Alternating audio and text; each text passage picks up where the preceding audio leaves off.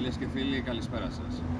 Σήμερα, τελευταία ημέρα του οδηπορικού μας στην Κρήτη, βρισκόμαστε σε μια άλλη περιοχή, στο χωριό Ανόγια, που βρίσκεται στους πρόποδες του Ψιλορίτη, του πιο ψηλού βουνού της Κρήτης. Υπάγεται διοικητικά στο νομό Ρεθύμνης.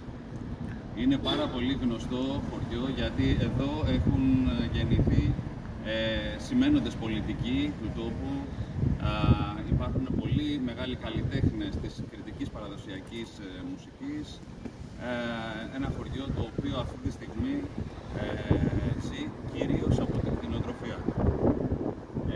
Εδώ βρισκόμαστε πίσω από το μνημείο, το οποίο έχει φτιαχτεί για να θυμίζει τους αγώνες που έχουν γίνει για την απελευθέρωση